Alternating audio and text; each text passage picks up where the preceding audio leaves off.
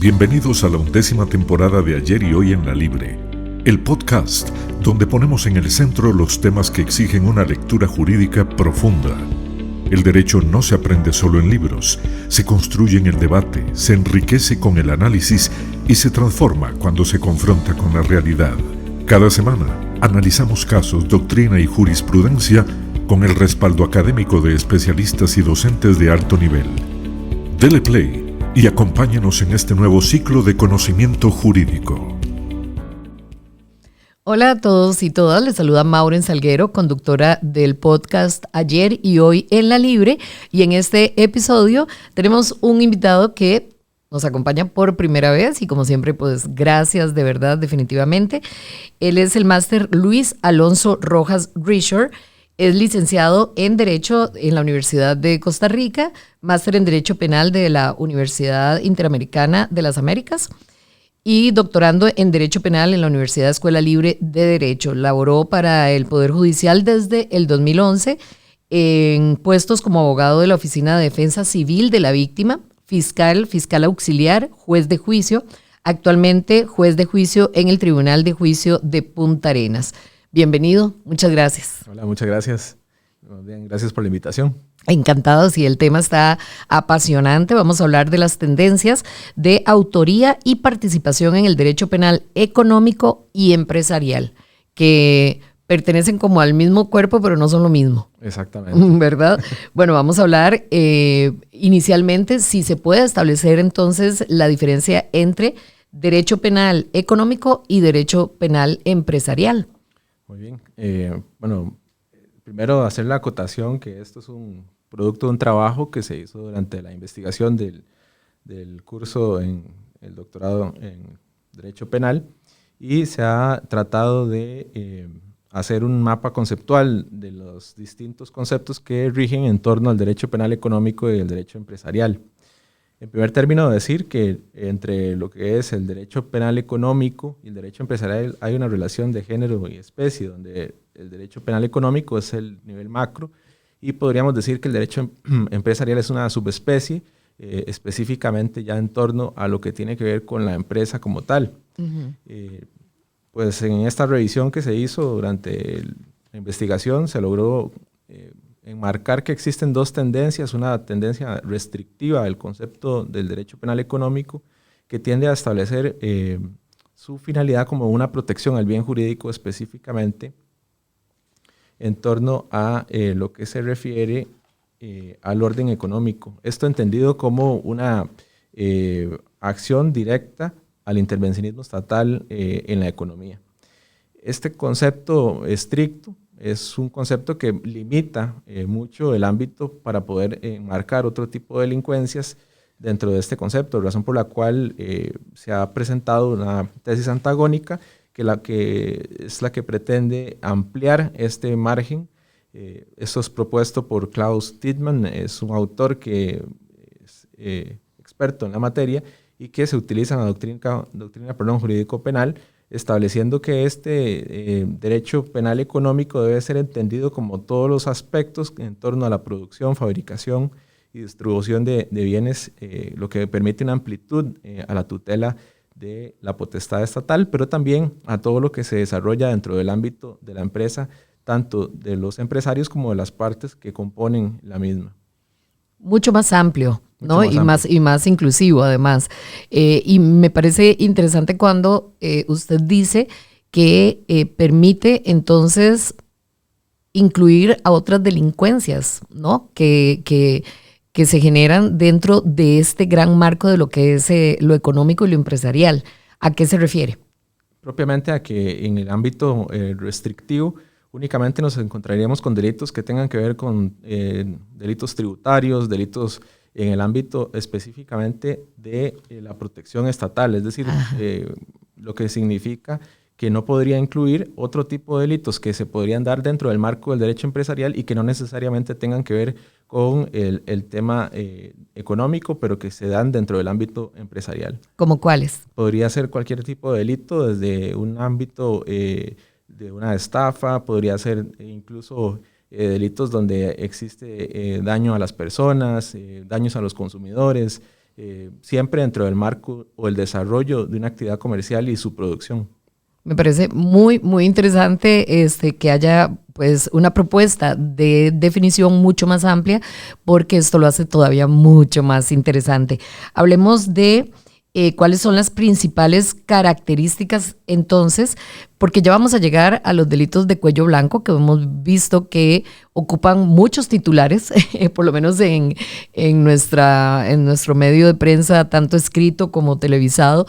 Hay muchos casos que se hacen mediáticos justamente porque el protagonista de este tipo de delitos es lo que se conoce como de cuello blanco. Cuando hablamos de esto, ¿a qué nos estamos refiriendo? Bueno, esto es una categoría que se hace en relación con un tipo de persona que comete el delito y que evidentemente tiene que ver con el tema del desarrollo comercial, económico, y principalmente con personas que tienen características distintas, específicamente como poderíos económicos, tienen también la posibilidad de establecerse dentro de la cabeza de la empresa, por lo cual es más complicado acceder a este tipo de personas porque evidentemente están dentro de un marco económico y empresarial que les permite ocultar básicamente sus acciones. Hay una serie de características que en este caso se han desarrollado específicamente sobre la criminalidad económica, y esto pues no es producción propia, pero sí es algo que se reseña a través de la doctrina que tiene como tal la criminalidad económica. Específicamente, Miguel Bajo Fernández, es un autor citado en este artículo, establece algunas características que son importantes de reseñar para poder entender de qué se trata esta delincuencia. Este tipo de delitos por lo general tiene una multiplicidad de sujetos activos, es decir, no se puede determinar que sea una sola persona, sino que pueden ser varias empresas que incluso contienen otras empresas y que al final de cuentas producen dentro de ese marco o ese ámbito comercial delitos o acciones que tienen algún tipo de penalidad en nuestros ordenamientos. Y de todo tipo, además, porque estamos pensando, a ver, en la construcción de un delito mayor hay una serie o una cantidad de delitos menores que están involucradas, ¿verdad? Porque puede haber falsificación de documentos, porque puede haber especulación, porque puede haber, o sea, se va construyendo no solamente con diferentes autores, sino con diferentes delitos, un delito mayor que es el que al final persigue a este delincuente de cuello blanco, ¿no? Así es una circunstancia que entonces ya genera una dificultad, porque la dificultad se genera a raíz de la ubicación de la persona que realiza la acción o que genera el mandato. También otra característica de importancia es la afectación a bienes jurídicos colectivos, y esto es porque podría perfectamente afectar aspectos ligados al mercado, que es una circunstancia que atañe directamente a todas las personas. También claro, podrían ser delitos como afectación al medio ambiente. Las empresas usualmente podrían generar actos de contaminación que podrían generar un daño irreparable a este bien jurídico. También pueden poner en peligro otros bienes jurídicos que podrían ser de similar intensidad, como puede ser la salud de las personas. Imaginemos el caso de la producción en masa de algún tipo de producto que llegue a afectar la salud de varios consumidores. Eso podría ocurrir dentro de este ámbito y es una de las características de este tipo de criminalidad económica. Ahora, voy a preguntar algo, no sé si me estoy equivocando, usted me corregirá. Por ejemplo, a ver, una mega empresa, que ha sido uno de los temas recientemente más sonados, que adquiere una concesión por parte del Estado para construcción en zona marítimo terrestre, por ejemplo. La afectación no solamente a los pobladores de esa zona, ¿verdad? A las personas que habitan esa zona, la afectación también a nosotros como país en cuanto a la protección del medio ambiente, ¿verdad? Que es un bien de todos, pero además cruzado con una serie de decisiones políticas que de alguna manera son cuestionadas, ¿verdad? En cuanto a lo que resulta de este tipo de transacciones. ¿Eso podría caber dentro del derecho penal empresarial? Claro, digamos que la definición amplia del concepto del derecho penal económico podría generar esta posibilidad, y más aún si está dentro del ámbito de empresa. Entendemos que empresa, ¿verdad?, es un concepto que está diseñado Código de Comercio y que está establecido como una posibilidad lícita de realizar un aporte en bienes y servicios a nuestro país. En ese tanto, lo que ocurra dentro del marco de la empresa podría efectivamente calzar como este derecho penal económico, es decir, todo lo que la empresa produzca como tal podría perfectamente afectar bienes jurídicos de carácter individual, pero también bienes jurídicos colectivos como efectivamente el medio ambiente, que es un bien que atañe a toda la comunidad costarricense. También otra característica importante para continuar con el punto es la diversidad de nexos causales y problemas en la determinación de responsabilidades. Y esto es precisamente, usando también el ejemplo que usted propone, una circunstancia que atiende a la doctrina a llevar, o lleva a la doctrina a llevar una serie de propuestas para tratar de ubicar una forma de imputación objetiva de los resultados de un acto delictivo.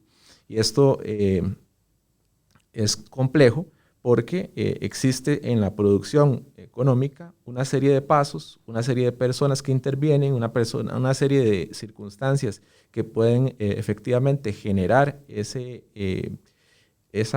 resultado lesivo o ese resultado lesivo para algún bien jurídico y que efectivamente no necesariamente puede identificarse con facilidad. Entonces, todas estas características hacen ya complejo el tema del derecho penal empresarial y económico, que son usados como sinónimos, pero que ya hemos hablado, tienen una diferencia radical. También hay otra importante aseveración en este trabajo que se hace a partir de una reseña también, no es autoría propia, sino que es de un extracto del profesor Álvaro Burgos, quien había hecho un trabajo para la revista de Ciencias Jurídicas sobre delitos de cuello blanco y delito, y en él se hace reseña del psicodrama de Mergen, que hace alusión a este tipo de personas que cometen delitos dentro del ámbito del derecho penal económico y empresarial.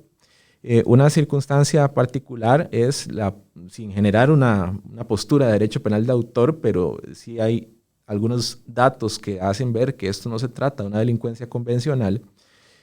Hay una serie de circunstancias que se pueden dilucidar en este tipo de autores. Por ejemplo, el tema del materialismo.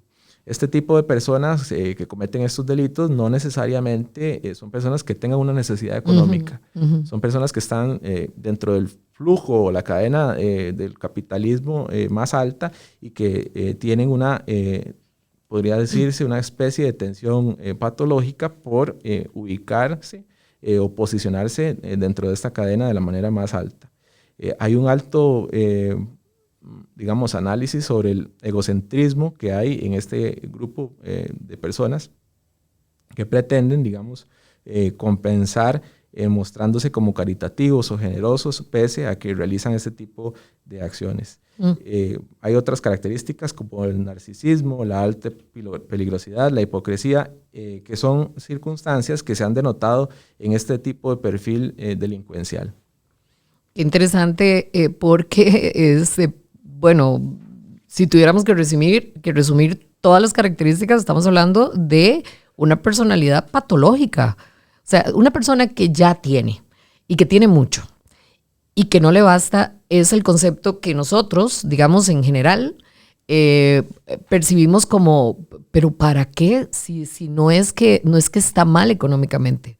Sin embargo, haciendo la aclaración de que eso tampoco es una excusa para robar, ¿verdad? O estafar, o cometer un delito de tipo económico y empresarial, o empresarial. Pero lo cierto es que no es ahí el tema. El tema es esta tendencia a querer tener más para entrar dentro del mundo competitivo de la empresa y de lo económico como el más, ¿verdad? Como el más, independientemente de lo que eso implique. Y cuando lo que implica es una serie de delitos, cuidado y si no, dentro de esta misma patología que describe muy bien el profesor Burgos, más bien se alimenta, ¿verdad? Es como cuando alguien comete un primer delito y le funciona. Entonces lo amarro a uno segundo, un poco más atrevido, un poco más temerario, pero ya me siento o experimento esta sensación de impunidad, ¿verdad? Por lo mismo, porque le va a costar al derecho penal ubicar la génesis de todo esto, porque me siento de alguna manera muy protegido o muy protegida dentro de toda esta cadena de personas que están involucradas, ¿verdad? Que es llegarle exactamente a quién es la mente maestra detrás de ese tipo de delitos. Así es. En Estados Unidos, en el año 2001, existió un caso muy sonado, que era el caso Enron, de una empresa energética que realizó actos fraudulentos. Esto con el fin, evidentemente, de obtener mayores ganancias, y fue uno de los fraudes más altos de la historia. En ese caso, en ese momento existían delitos por conspiración y otras delincuencias que en Estados Unidos permitieron enrumbar ciertas acusaciones. Sin embargo, si nos encontráramos en una situación similar en nuestro país, en muchas ocasiones podríamos decir que ese tipo de políticas tal vez no han sido parte de la agenda política criminal, ¿verdad? De hecho, que este tipo de delincuencias no son los que usualmente se persiguen o los que en campañas o en otros momentos se hagan alusión, ¿verdad? Claro. Es una delincuencia que usualmente más bien se esconde en una, como decía, de esas características, en una careta de una persona que no tiene ningún tipo de circunstancia que pueda hacer sospechar, ¿verdad?, de la existencia de algún tipo de acto ilícito. Bien, esto es básicamente las características que se reseñaron en ese artículo sobre la persona que comete el delito, sobre el tipo de delincuencia, y eso nos lleva a la gran pregunta de cómo se hace la doctrina la pregunta, o cómo resuelve la pregunta de cómo penalizar este tipo de conductas. La investigación pues no es exhaustiva, tampoco puedo decir que ya haya analizado todo lo que existe al respecto, pero se hizo alusión a algunos autores que sí fueron recomendados en el desarrollo del doctorado y del curso en particular, y que hicieron alusión a varios supuestos para poder penalizar a la coautoría, ¿verdad?, o a la participación, más bien la participación conjunta de varios autores en delitos de corte empresarial, tomando como un punto de referencia algunas de las teorías clásicas. La primera teoría es la teoría de la coautoría. Esta teoría es evidentemente una de las formas que se utilizan en nuestro país para penalizar actos donde participan varios sujetos. Y lo vemos en prácticamente de Derecho Penal 1, ¿verdad? O sea, a nivel de la academia ya estamos hablando de coautoría. Exactamente, pero en este tipo de delitos es complejo poder analizar el tema desde la coautoría, o al menos desde la coautoría tradicional que conocemos nosotros, y específicamente en la teoría del dominio del hecho. En este caso en particular... Se queda corta la teoría. Se queda corta porque no es posible emanar de los actos como tales del sujeto atrás, del hombre atrás, algún tipo de participación en la fase ejecutiva. Y esto hace que entonces no podamos hablar de coautoría. Perdón, ¿podemos desarrollar un poquito más lo de el hombre de atrás? Sí, el hombre de atrás es un concepto que manejan desde el punto de vista criminológico, pero también en referencia a ciertos casos en los cuales, por ejemplo, el dueño de la empresa, la persona que está a la cabeza del grupo empresarial, es responsable por una acción delictiva. Sin embargo, podría ser que esa persona ni siquiera conozca al ejecutante de la acción delictiva. Pensemos, no sé, una empresa grande que produce algún tipo de químico y que vierten el químico en algún río y producen una contaminación. La persona que responde podría ser el que ejecutó el acto como tal, pero ¿cómo llegar al presidente de la empresa, a la persona a la junta directiva, cómo poder llegar a ese grupo que está atrás y se beneficia de la acción ilícita? Y en ese tanto la coautoría pues es una tesis que manejan algunos autores para poder responsabilizarlo, utilizando como base las propuestas del profesor o el doctor Gunther Jacobs, que es una teoría bastante radical, ¿verdad? Es una teoría que en nuestro país no ha tenido mucha aceptación y que desde un punto de vista del derecho de garantías o constitucional se podría incluso cuestionar. No obstante, esta postura pretende que la coautoría alcance bajo 3 criterios particulares. Uno es el dominio del hecho mediante la realización de la acción ejecutiva, que esto sería el dominio del hecho formal. Eso sería como que la persona tenga participación, digamos el hombre de atrás, en la realización del acto delictivo, en la ejecución. Ese sería un plano ideal de coautoría y que bajo las teorías actuales del finalismo podría darse. El segundo supuesto es que el dominio del hecho material ocurra como dominio de la decisión, es decir, que la persona, el hombre de atrás, tenga una incidencia directa en la decisión de la realización del hecho, que no participa en la ejecución, pero sí por mandato. En mandato. Y el tercero es el dominio del hecho a través de la configuración del hecho. Y esto significa que el dominio al menos tenga cualquiera de los ámbitos, incluso en la decisión o en la ejecución. Esto ampliaría el margen de la coautoría y haría o permitiría que entonces cualquier conducta ilícita sea parte de una atribución en grado de coautoría, pese a que ya hay una distancia entre la ejecución y el momento en el que se encuentra el hombre de atrás. Estas teorías, pues esta en particular, tiene varias críticas que no han sido soportadas, y que es básicamente que desconoce los presupuestos básicos de la estructura horizontal del desarrollo de la coautoría, donde no existe, digamos, donde debe existir una participación en la fase de ejecución. Entonces ya eso sería algo que reñiría directamente contra los principales presupuestos dogmáticos de la teoría del delito y en particular de la coautoría. Esto hace que entonces hayan otras propuestas que se estén utilizando para imputar este tipo de delitos. Una de ellas es la autoría mediata, mediante la teoría de autoría mediata por instrumentos de poder. Esta es una teoría de Klaus Roxin, es una teoría que no fue diseñada para esto en particular. De hecho, que la teoría de Klaus Roxin fue diseñada para poder juzgar los casos de crímenes de lesa humanidad cometidos durante el gobierno de Adolf Hitler, para atribuirle a Hitler, digamos, actos que cometían los jefes medios o bien los militares, bajo el entendido que había una orden general de aniquilar a ciertas personas. Entonces, no había una manifestación inmediata en cada acto en particular, pero sí había una orden general de matar, digamos, a los judíos y el exterminio. Entonces, para poder soportar la teoría dogmática, se diseñó esta teoría de la autoría mediata por instrumentos de poder, que reúne varios requisitos.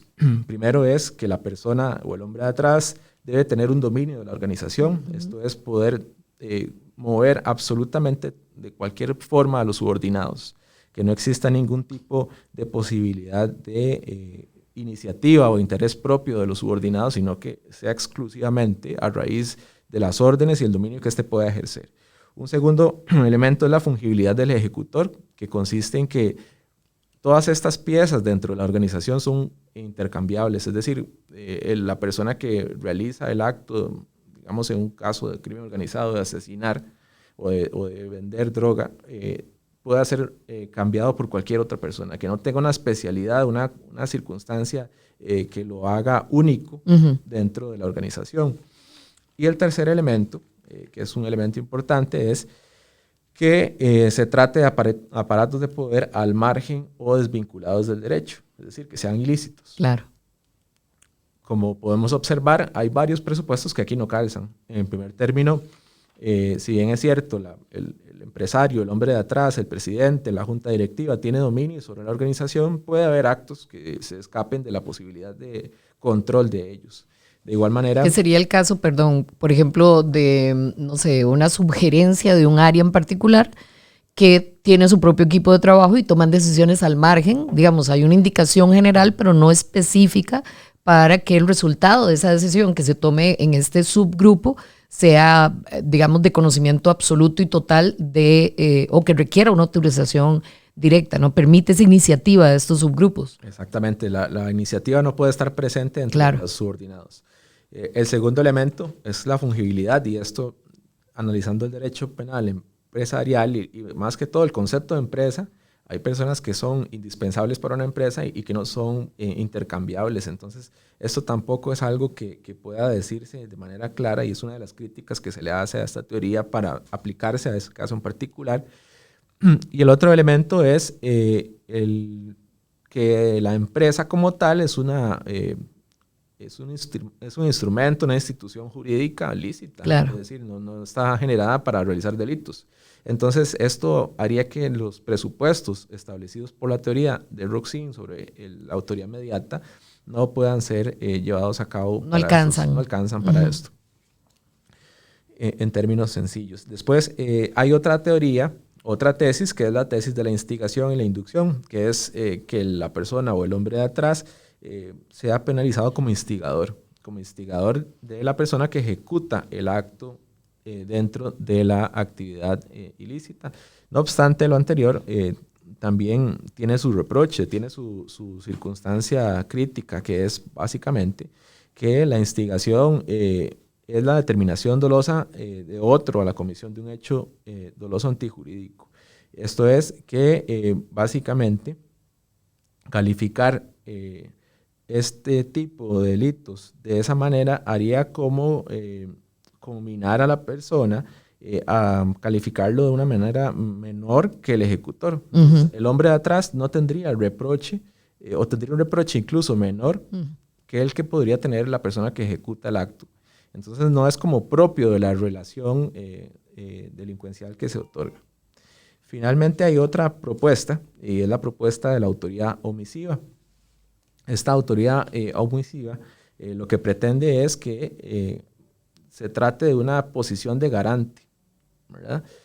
La posición de garante es una posibilidad dentro de las que tiene la dogmática para poder explicar cuando una persona tiene cierta obligación. Es un poder deber. Exactamente, es una obligación.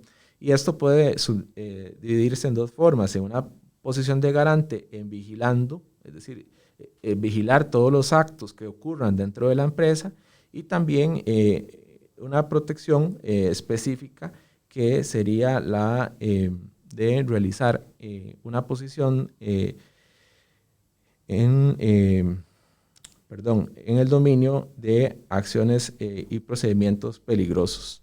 Entonces tendría la obligación del dominio material y el dominio del personal.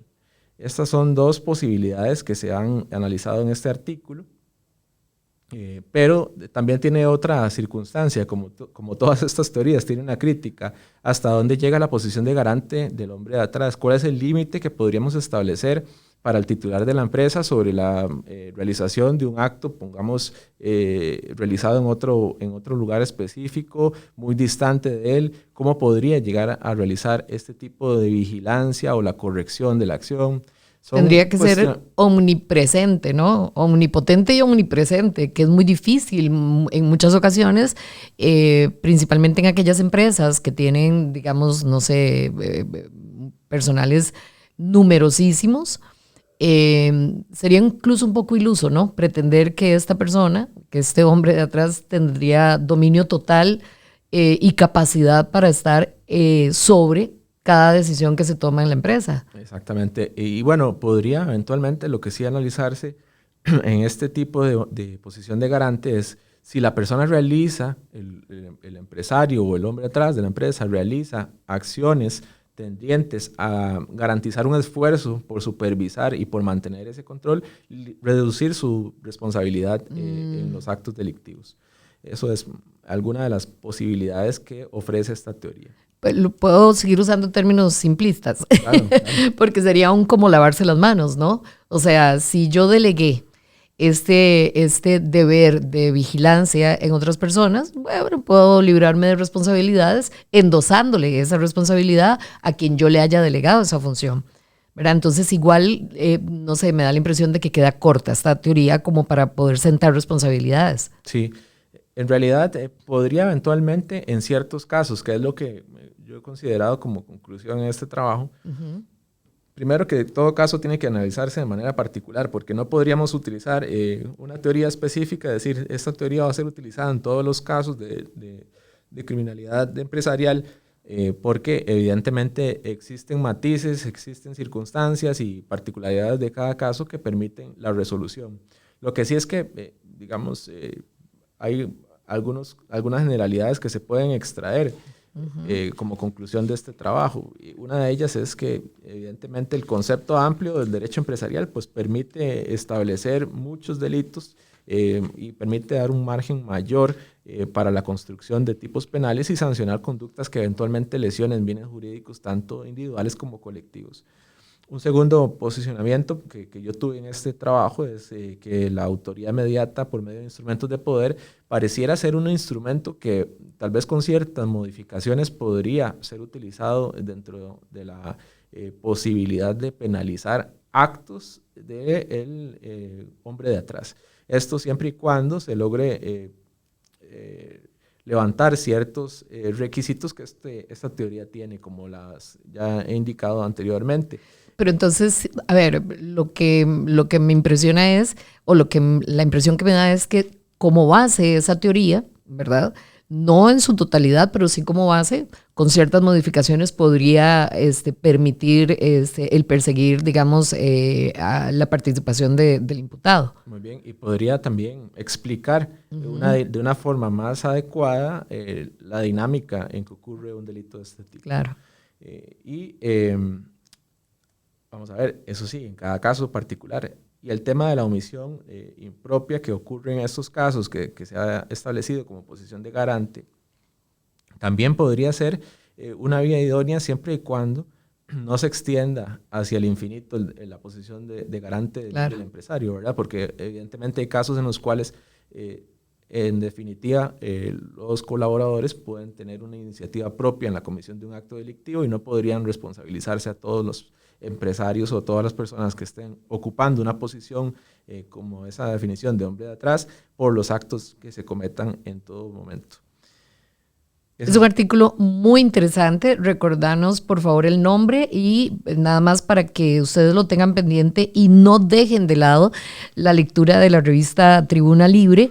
En particular está bajo este título, Tendencias de autoría y participación en el derecho penal, económico y empresarial. Y entiendo que lo pueden ubicar en las páginas de la 89 a la 103 de la revista Tribuna Libre, la más reciente, para que no se lo vayan a perder, para que profundicen un poquito más al respecto.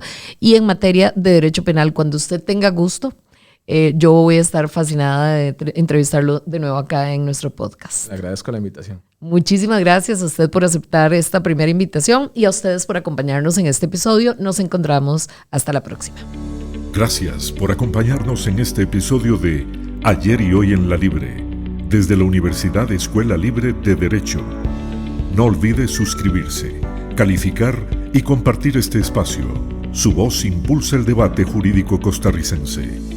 Encuentren más contenido en nuestras plataformas digitales o en el sitio institucional. Nos escuchamos en la próxima entrega. Sigamos construyendo el derecho de hoy.